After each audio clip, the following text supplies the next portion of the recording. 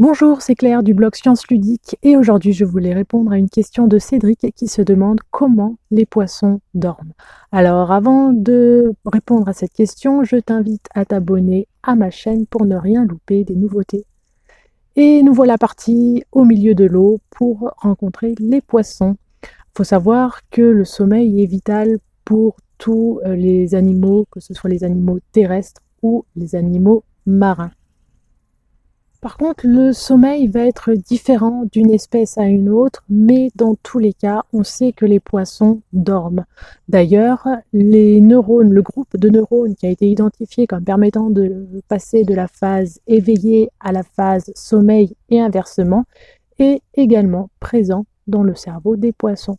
Donc oui, ils dorment. Mais c'est très difficile d'observer les poissons dormir pour différentes raisons. La première de ces raisons, c'est qu'ils n'ont pas de paupières, donc ils ne ferment pas les yeux quand ils dorment. La deuxième raison qui explique la difficulté à observer le sommeil chez les poissons, c'est qu'ils sont dans l'eau.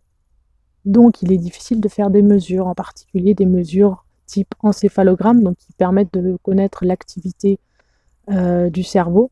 C'est impossible à utiliser ces appareils dans le milieu aquatique. Et enfin, la dernière raison, c'est que lorsque les poissons se mettent à dormir, ils deviennent vulnérables. Donc, ils ont mis en place différentes stratégies qui permettent de se protéger envers leurs prédateurs.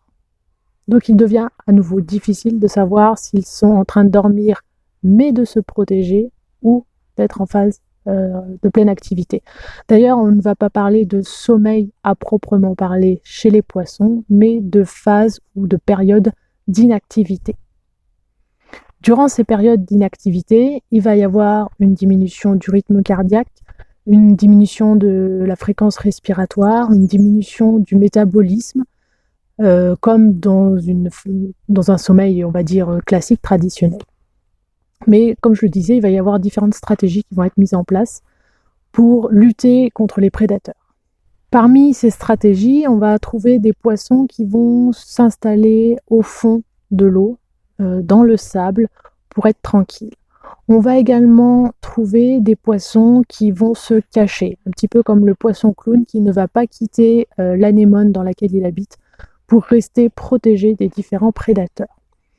On a également des poissons qui vont changer de couleur quand ils vont se mettre en phase d'inactivité pour se fondre dans l'environnement.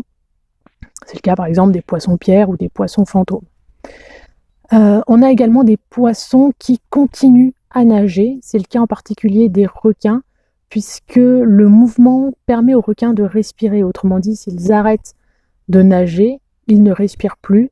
Et donc tout simplement ils meurent. Donc même en phase d'inactivité, ils nagent. D'où la difficulté également de savoir s'ils sont en train de dormir ou pas. Et enfin, dernière stratégie, certains poissons, comme le poisson perroquet, s'entourent d'un espèce de mucus qui va les protéger des autres des prédateurs, mais également lui permettre d'avoir comme un petit cocon dans lequel il sera tranquille pour pouvoir se reposer.